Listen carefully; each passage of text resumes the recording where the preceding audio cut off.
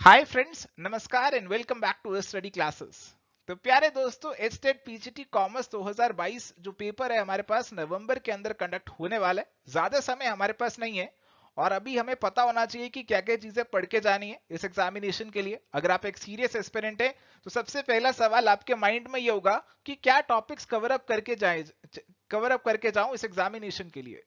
तो आज प्यारे दोस्तों मैं आपको बताने वाला हूं कि एचटेट पीजीटी कॉमर्स के लिए आपको क्या क्या टॉपिक्स कवर अप करके जाने हैं। देखो यहाँ पे मैंने पिछले 5 सालों के पेपर उठाए, 5-6 सालों के पेपर उठाए एचटेट पीजीटी कॉमर्स के, और वहां से मैंने देखा कि इन टॉपिक्स पे सवाल एग्जामिनेशन में आए हैं और उसके बेसिस पे मैंने यहाँ पे आपको एक प्रैक्टिकल, एक रियलिस्टिक सा सिलेबस प्रोवाइड करने की कोशिश करी है। तो आइए फटाफट से आज के सेशन को स्टार्ट करते हैं। तो प्यारे दोस्तों, अगर हम एचटेट पीजीटी एग्जामिनेशन पैटर्न की बात करें तो आपके एग्जामिनेशन में आपको 150 एमसीक्यू सॉल्व करने रहेंगे 2.5 घंटे में। और यहाँ पे आपको क्या क्या सवाल आएंगे, किन टॉपिक से सवाल आएंगे, आपके कुछ तो जनरल सवाल होंगे, कॉमन सवाल होंगे जो सभी सब्जेक्ट्स के लिए रेलिवेंट होंगे। जैसे आपका सीडीपी है, चाइल्ड डेवलपमेंट एंड पेडागोजी, आपकी हिंदी इंग्लिश है, आपका जनरल स्टडीज है, क्वांट्स रीजनिंग हरियाणा जी के, ये वाला पार्ट है। तो लगभग आपके 90 सवाल यहां से आएंगे और ये पोर्शन मैं मानता हूं सभी का एवरेज ही रहेगा, कोई इसमें बहुत ज्यादा परफेक्ट नहीं होगा। सभी ऑन एन एवरेज इसके अंदर परफॉर्म कर लेंगे, स्कोर कर लेंगे। बट जहां पे आपको एज मिलेगी, जहां पे आपको परफेक्ट होना है, that has to be your subject. और सब्जेक्ट के 60 एमसीक्यूज आपके पास आने वाले हैं और 60 में से जितना मैक्सिमम स्कोर आप यहाँ पे करेंगे उतने ज्यादा आपके चांसेस बढ़ जाएंगे इस एग्जाम को क्लियर करने के। तो यहाँ पे हम बात करने वाले हैं कि आपको जो सब्जेक्ट की तैयारी करनी है उसमें क्या क्या चीजें आपको पढ़नी है, किन चीजों पे फोकस करना है। हालांकि आप इंफॉर्मेशन बुलेटिन भी देखेंगे, उसमें आपको बताया हुआ है कि भाई क्या क्या चीजें पढ़नी है। सिर्फ इतना बताया कि भाई 11th-12th वाला जो सिलेबस है आप उसे कवर अप करके जाएं। और ये भी वहां पे बताया कि कुछ सवाल जैसे एग्जाम में आ सकते हैं, तो बहुत ही कुछ लॉलीपॉप से सिंपल सिंपल सवाल वहां पे दे रखे हैं और वैसे सवाल एग्जाम में आने की संभावना बहुत ही कम है। तो मैं आपको बताऊंगा कि एक्चुअल में सवाल कैसे आते हैं एग्जामिनेशन में। मैंने पिछले 5 साल के एचटेट के पेपर को उठाया और उसमें देखा भाई कैसे कैसे सवाल आए हैं, किन टॉपिक से सवाल आए हैं, क्या सच में सवाल 11th-12th की किताबों में से ही आते हैं या बाहर से भी आ सकते हैं। तो ये सारी चीजें आज आपको यहाँ पे जानने को मिल जाएंगी। तो आइए फटाफट से एक एक करके देखते हैं क्या क्या टॉपिक्स, क्या क्या यूनिट्स बेसिकली आपको यहाँ पे प्रिपेयर करके जाने होंगे। चलिए तो शुरुआत करते हैं अकाउंटेंसी से। अकाउंटिंग एक बहुत इंपॉर्टेंट पोर्शन है एग्जामिनेशन का, इससे आपको बहुत से सवाल देखने को मिल जाएंगे। मैक्सिमम कवरेज जो सवालों का रहता है वो कहीं ना कहीं अकाउंटिंग से ही रहता है। तो अकाउंटिंग के अंदर आपको क्या चीजें पढ़नी है, आपको बेसिक चीजें पढ़नी है, बेसिक कंसेप्ट, बुक कीपिंग वगैरह वो सब पढ़ना है। अकाउंटिंग का जो प्रोसेस रहता है, journal, ledger, trial balance, errors हो जाता है, रेक्टिफिकेशन करते हैं, final accounts, balance sheet, PL बनाते हैं, तो ये सब आपको पढ़ के जाना है। एडजस्टमेंट्स जो करते हैं वो सब पढ़ के जाना है। अकाउंटिंग कंसेप्ट्स और कन्वेंशंस जो रहते हैं आपका, जैसे गोइंग कंसर्न है, कंजर्वेटिज्म, प्रूडेंस, ये सब पढ़ के जाना है। अकाउंटिंग स्टैंडर्ड जैसे AS3 कैश फ्लो स्टेटमेंट है, तो अकाउंटिंग स्टैंडर्ड कौन सा किससे जुड़ा हुआ है ये पढ़ के जाना है। अकाउंटिंग रेशियोज जो हमारे पास होती है, करंट रेशो वगैरह, कैश फ्लो स्टेटमेंट और फंड फ्लो स्टेटमेंट, दोनों पे सवाल एग्जामिनेशन में देखने को मिले हैं, तो आपको दोनों पढ़ के जाने हैं। Accounting for issue of shares, for feature of shares, issue and redemption of debentures, ये भी आपको पढ़ के जाना है। तो शेयर कैपिटल और डिबेंचर्स दोनों पे सवाल आ सकते हैं। पार्टनरशिप फर्म्स के बारे में भी पढ़ के जाना है। इसके अंदर बेसिक चीजें तो पढ़नी है, प्रॉफिट शेयरिंग रेशो वगैरह वाली, गुडविल वाली, एडमिशन, रिटायरमेंट, डिसोल्यूशन से जुड़े जो भी टॉपिक्स कंसेप्ट्स हैं वो आपको पढ़ के जाना है। इनसे एग्जाम में सवाल डेफिनेटली आएगा। इसके अलावा जो हमारी नॉट फॉर प्रॉफिट ऑर्गेनाइजेशन रहते हैं, एनपीयूज रहते हैं, जो उनकी अकाउंटिंग किस तरीके से की जाती है उस पर आपको सवाल आ सकते हैं। बिल्स ऑफ एक्सचेंज या जो हमारे नेगोशिएबल इंस्ट्रूमेंट है, प्रॉमिसरी नोट, चेक, तो इन पे भी सवाल आ जाते हैं। जैसे कई बार आपको आएगा कि बिल इस डेट को बना है तो उसकी ड्यू डेट क्या होगी। कई बार आपको बेसिक सवाल आ जाता है बिल ऑफ एक्सचेंज और चेक में क्या फर्क है। तो ऐसे चीजों के लिए आपको प्रिपेयर्ड रहना है। डेप्रीसिएशन के ऊपर, प्रोविजंस, रिजर्व्स, इनके differences, different types of reserves, ये सब चीजों के ऊपर सवाल एग्जाम में पूछे जा चुके हैं और आगे भी पूछ सकते हैं, तो you have to cover it. Revenue और कैपिटल एक्सपेंडिचर का फर्क क्या है, रेवेन्यू रिसीट और कैपिटल रिसीट क्या है, डेफर्ड रेवेन्यू एक्सपेंडिचर क्या है, तो ये सारी चीजें आपको पढ़ के जानी होंगी। बैंक रिकंसिलिएशन स्टेटमेंट, इस पे सवाल आ जाता है, आपको एक बैलेंस देगा, कुछ एडजस्टमेंट्स बताएगा और दूसरा बैलेंस कैलकुलेट करने के लिए कह दिया जाएगा। एक्सटर्नल और इंटरनल रिकंस्ट्रक्शन पे भी सवाल आ सकता है, हालांकि एक्सटर्नल पे तो मुझे कोई खास सवाल देखने को नहीं मिला, बट हाँ इंटरनल पे सवाल मेरे को कुछ देखने को मिले थे। तो ये सब चीजें आपको, ये सब टॉपिक्स आपको एग्जामिनेशन पर्सपेक्टिव से कवर अप करके जाने चाहिए। मेजॉरिटी कवरेज 11-12 से हो जाएगी, और यहाँ पे अकाउंट्स के अंदर आप अच्छे से 11-12 को फॉलो कर सकते हैं, तो काफी हद तक आपका प्रिपरेशन हो जाएगा। अगर कुछ सवालों की बात करें तो आप देख सकते हैं कुछ प्रॉफिट शेयरिंग रेशो के ऊपर सवाल आ रखे हैं। आपका कुछ जो रेक्टिफिकेशन करते हैं, आपने कुछ गलत कर दिया, रेक्टिफिकेशन एंट्री कैसे डलेगी वैसा सवाल है। रेशो एनालिसिस के ऊपर सवाल है। तो सवाल डायरेक्ट भी हैं, थ्योरेटिकल भी हैं, न्यूमेरिकल भी काफी सवाल देखने को मिल जाते हैं। तो आपको हर तरफ से हर तरीके का सवाल यहाँ पे प्रिपेयर करके जाना होगा। चलिए तो आगे बात करते हैं बिजनेस स्टडीज की। तो बिजनेस स्टडीज के अंदर आपको वो क्लास 11-12 वाली चीजें तो पढ़नी है, जो आपकी बेसिक चीजें रहती हैं। आपके बेसिक टॉपिक से शुरुआत होती है, भाई इंडस्ट्री क्या है, प्रोफेशन क्या है, एम्प्लॉयमेंट क्या है, बिजनेस क्या है, गुड्स क्या है, सर्विसेज क्या है, different forms of business organisation जो हमारे पास रहती है, sole proprietorship, HUF, company, partnership. तो ये सारी चीजें तो आपको पढ़नी ही है। इसके अलावा आपको बिजनेस एनवायरनमेंट और इसमें आपको कुछ लॉज के बारे में भी जानकारी होनी चाहिए। तो वैसे तो आपको जो लॉज हैं वो मालूम होने चाहिए, बट कुछ लॉज ऐसे हैं जो कि आपको थोड़ा सा डिटेल में मालूम होने चाहिए, क्योंकि उन पर थोड़ा सा डिटेल में एग्जाम में सवाल पूछ लिया जाता है। जैसे कंज्यूमर प्रोटेक्शन एक्ट है, इस पे सवाल डिटेल में आ जाता है। इंटेलेक्चुअल प्रॉपर्टी राइट्स पे भी कुछ सवाल आ जाते हैं। कॉन्ट्रैक्ट एक्ट पे तो काफी सवाल आपको देखने को मिलेंगे। आप पिछले कुछ सालों के स्टेट के पेपर देखेंगे तो आपको मालूम होगा कि भैया कॉन्ट्रैक्ट एक्ट से तो काफी सवाल पूछे जाते हैं, और कुछ सवाल कंपनीज एक्ट से भी आ जाते हैं। मैनेजमेंट की प्रोसेस, ये तो आपको बहुत जरूरी है पढ़ना। इसके अंदर आपको planning, decision making, organising, communication, staffing, directing, controlling, ये सारी चीजें पढ़नी है। और ऐसा नहीं है कि सिर्फ प्लानिंग पढ़ना है, आपको डिसीजन मेकिंग भी पढ़ना है, उसकी क्या टेक्निक्स होती हैं ये भी पढ़ना है। ऑर्गेनाइजिंग के अंदर आपको अथॉरिटी, रिस्पॉन्सिबिलिटी, ऑर्गेनाइजेशन स्ट्रक्चर जो हमारे पास होता है वो सब चीजें पढ़नी है। स्टाफिंग के अंदर आपको एचआरएम के ऊपर फोकस रखना है। एचआरएम की जो टर्म्स होती है, कंसेप्ट होते हैं, परफॉर्मेंस अप्रेजल के हों, चाहे job evaluation, job specification, job description, ये सारी टर्म्स हों, ये सब चीजें आपको पढ़नी है। मैनेजमेंट के थिंकर्स के ऊपर कुछ सवाल आ जाते हैं, और यहाँ पे सबसे इंपॉर्टेंट रहता है मोटिवेशन और लीडरशिप। जो भी थिंकर्स ने थ्योरीज दी हैं उनके बारे में तो आपको पढ़ना ही पढ़ना है, बाकी जो हमारे फ्योल हैं, टेलर हैं, ये सब चीजें भी आपको पढ़नी रहती हैं। और पर्सनैलिटी, परसेप्शन, इन पे भी कुछ सवाल एग्जाम में देखने को मिल जाते हैं।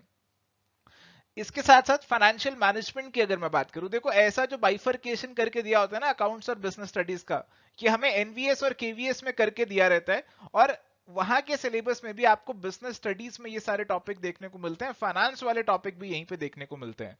जैसे यहाँ पे हमें बताया जी कि आपको फाइनेंशियल मैनेजमेंट भी पढ़ना है। फाइनेंशियल मैनेजमेंट के अंदर क्या चीजों पे फोकस करना है, तो आपको ऑलमोस्ट हर चीज के ऊपर कोई ना कोई सवाल देखने को मिल जाता है। जैसे कैपिटल बजटिंग पे भी सवाल पूछा जा चुका है आपके एनपीवी आईआरआर के ऊपर। कैपिटल स्ट्रक्चर की आपकी थ्योरीज पे, कॉस्ट ऑफ कैपिटल के फॉर्मूला पे सवाल पूछ चुके हैं, लीवरेज के कंसेप्ट पे सवाल पूछा, ट्रेडिंग ऑन इक्विटी पे पूछा, डिविडेंड की जो आपकी थ्योरीज हैं वही एमएम वाली थ्योरी, उन पे भी सवाल पूछ चुके हैं। वर्किंग कैपिटल मैनेजमेंट के अंदर भी आपका इन्वेंट्री मैनेजमेंट, यूक्यू पे सवाल पूछ चुके हैं। रिसीवेबल मैनेजमेंट, आपकी क्रेडिट पॉलिसीज, इन पे भी सवाल पूछ चुके हैं। तो कहीं ना कहीं ये सारे टॉपिक्स आपको पढ़ने होंगे। बिजनेस एथिक्स और सोशल रिस्पॉन्सिबिलिटी, जो हमारा सीएसआर, कॉर्पोरेट सोशल रिस्पॉन्सिबिलिटी है, वो भी आपको कवर अप करना है। और जो नया कंपनी लॉ है, अब आपको उस पर खास इंफोसिस जरूर देना होगा।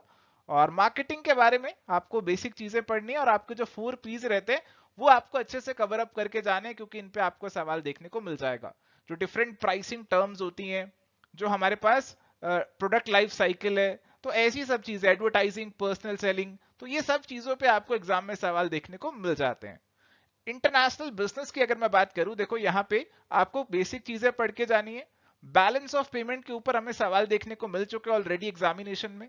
आपके जो इंस्टीट्यूशंस है, जैसे यूएनसीटीएडी है, वर्ल्ड बैंक है, आईएमएफ है, डब्ल्यूटीओ है, आपको इनके बारे में भी कवर अप करके जाना है। ये नहीं कि हर टॉपिक के ऊपर पीएचडी करनी है, हाँ, बट बेसिक जानकारी आपको हर टॉपिक की होनी चाहिए। पूरा डिटेल में ना पढ़े, बट बेसिक आप जरूर पढ़ के जाएं। इसके अलावा बैंकिंग और इंश्योरेंस की अगर मैं बात करूं, तो बैंकिंग के अंदर आपको बेसिक जो टर्म्स रहती हैं, डिजिटल बैंकिंग, ओटीपी की फुल फॉर्म पूछ ली थी एक बार, तो ये सब चीजें। आरबीआई के ऊपर सवाल आ गया था। मनी मार्केट और कैपिटल मार्केट, मनी मार्केट के जो डिफरेंट इंस्ट्रूमेंट्स रहते हैं, जैसे सर्टिफिकेट ऑफ डिपॉजिट है, कमर्शियल पेपर है, वो सब पढ़ना है। कैपिटल मार्केट के जो आपके इंस्ट्रूमेंट्स रहते हैं, आपके जो स्टॉक एक्सचेंजेस है, बीएससी, एनएससी, इनके ऊपर सवाल आ जाता है, तो ये सब आपको पढ़ने हैं। ऐसे ही आपका जो स्ट्रेटेजिक मैनेजमेंट है, तो ये भी आपको पढ़ने, बेसिक चीजें इसके बारे में पढ़ना है, क्या होता है स्ट्रेटेजिक मैनेजमेंट। और इसमें आपका BCG matrix, GE matrix, McKinsey 7S, तो कुछ ऐसी टर्म्स हैं जो कि यहां से एग्जाम में पूछी गई हैं और आगे भी पूछी जा सकती हैं। तो अगर मैं कुछ सवाल दिखाऊं आपको, तो कुछ सवाल तो बिल्कुल सीधे आ जाते हैं। ट्रेडिंग ऑन इक्विटी क्या है, कॉन्टिजेंसी थ्योरी लीडरशिप की किससे जुड़ी हुई है, आपकी पर्सनल सेलिंग के ऊपर सवाल पूछा गया। तो काफी सवाल आपको डायरेक्टली देखने को मिल जाते हैं, बट हाँ कुछ सवाल घुमा फिरा के भी पूछे जाते हैं, जैसा हमने पहले भी देखा और आगे भी अभी आपको दिखाऊंगा। चलिए बात है कॉस्टिंग के ऊपर। देखो जो कॉस्टिंग वाला टॉपिक है, हालांकि बहुत सारे सवाल तो यहां से नहीं आएंगे, बट इसमें आपको बेसिक चीजें जरूर मालूम होनी चाहिए। कॉस्टिंग क्या है, जो कॉस्ट शीट बनती है उसमें क्या क्या टर्म्स इस्तेमाल होती हैं। प्राइम कॉस्ट है, वर्क्स कॉस्ट है, आपकी कॉस्ट ऑफ गुड सोल्ड है, कॉस्ट ऑफ सेल्स है, एडमिनिस्ट्रेशन ओवरहेड क्या होते हैं, सेलिंग ओवरहेड क्या होते हैं, fixed cost, variable cost, sunk cost, opportunity cost, ये सारी बेसिक टर्म्स तो पढ़ के जानी है। मटीरियल, लेबर, ओवरहेड, ये पढ़ के जाना है क्या होता है मटीरियल। मटेरियल के आपके डिफरेंट चीजें जुड़ी हो सकती है, जैसे फीफो लिफो इससे जुड़ा हुआ है, इकोनॉमिक ऑर्डर क्वांटिटी यहां से जुड़ा हुआ है। तो ये सब चीजें पढ़ के जानी है। आपके जो लेबर है उसके जो पेमेंट होती है वेजेस की, उसके पास उसके लिए डिफरेंट सिस्टम्स अवेलेबल है हमारे पास, जैसे हाल से है, रोवन है, तो इन पे भी एग्जाम में सवाल आ चुका है। ओवरहेड्स के बारे में बेसिक जानकारी, प्रोडक्शन, एडमिनिस्ट्रेशन, सेलिंग, डिस्ट्रीब्यूशन, इनमें क्या डिफरेंसेस है, कौन सा एक्सपेंस कौन सी कैटेगरी में आता है, ये सब चीजें। स्टैंडर्ड कॉस्टिंग, इस पे तो न्यूमेरिकल सवाल आ जाते हैं। मार्जिनल कॉस्टिंग पे भी न्यूमेरिकल सवाल देखने को मिल जाते हैं। बजटरी कंट्रोल और जीरो बेस बजटिंग, यहां से भी एग्जामिनेशन में सवाल पूछे जा चुके हैं और आगे भी पूछ सकते हैं, तो आपको ये सारी चीजें भी अच्छे से कवर अप करके जानी है। एंड प्यारे दोस्तों, अगर कुछ सवाल आपको दिखाऊं तो आप देख सकते हैं कि यहाँ पे आपको कैसे न्यूमेरिकल सवाल भी देखने को मिल रहा है। जैसे सवाल है material cost variance, price variance और यूजेज वेरिएंस निकालिए। सवाल है आपका कि आपको ब्रेक इवन पॉइंट निकालना है, ये मार्जिनल कॉस्टिंग का सवाल है, पीवी रेशो वगैरह दिया हुआ है, तो ये भी सवाल आपका, ऐसा सवाल आ सकता है एग्जामिनेशन में, तो आपको ये सब चीजें भी पढ़नी है। तो जरूरी नहीं है कि 11th-12th में जो चीजें आती है वही पढ़ के जाना है, आपको जो चीजें आगे पढ़ाई जाती है बीकॉम एमकॉम में, वहां से भी सवाल आ सकते हैं। तो सिंपली अगर आप 11th-12th के भरोसे जा रहे हैं पेपर देने, तो मेरे ख्याल से आपकी तैयारी तो ऑलमोस्ट आधी होगी, आधी तैयारी रह जाएगी, तो आपको बाकी चीजें भी कवर अप करके जानी है। और कई सवाल आपके डायरेक्ट आ जाते हैं, जैसे डेफिनेशन दी है बजट की और पूछा गया भाई किसने दी है ये डेफिनेशन, तो ऐसे कुछ डायरेक्ट सवाल भी एग्जामिनेशन में देखने को मिल जाते हैं। तो आपकी जो भी डेफिनेशन है डिफरेंट ऑथर्स ने दे रखी है, तो वो भी आपको कहीं लिस्ट बना लेनी चाहिए कि आप एग्जाम से 1-2 दिन पहले उसे देखकर चले जाएं।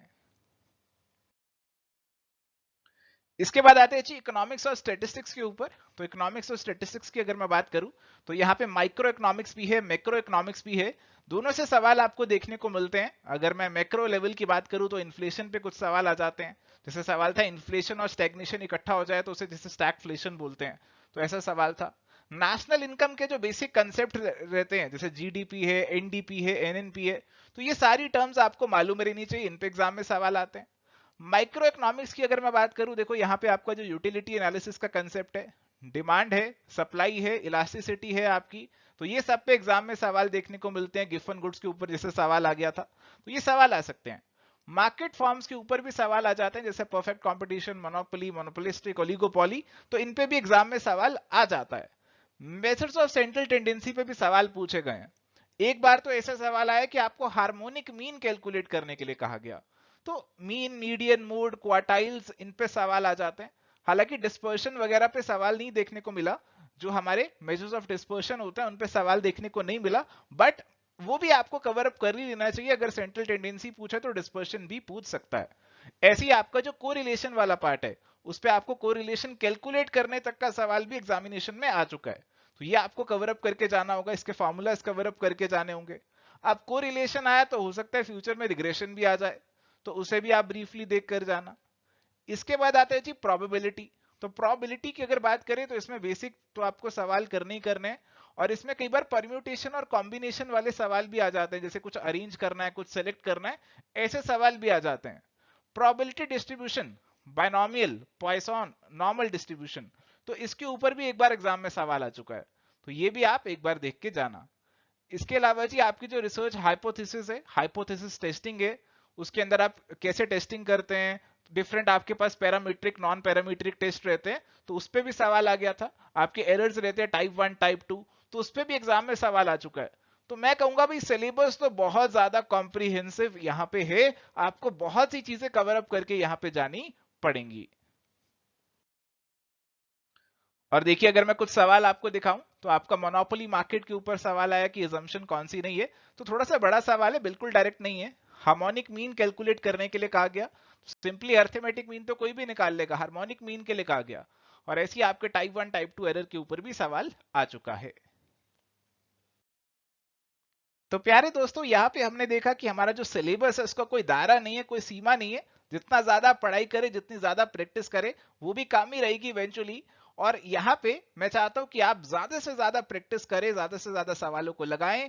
और सबसे बेहतरीन सोर्स आपकी प्रैक्टिस का बन सकता है कि पीजीटी के जो प्रीवियस ईयर पेपर है, एचटेट के भी, और बाकी जो होते रहते हैं पेपर, केवीएस के, एनवीएस के होते रहते हैं, यूपी का होता है, हिमाचल प्रदेश का होता है, डी ट्रिपल एसपी का होता है, तो ये सारे पेपर्स में लगभग एक जैसे सवाल आते हैं।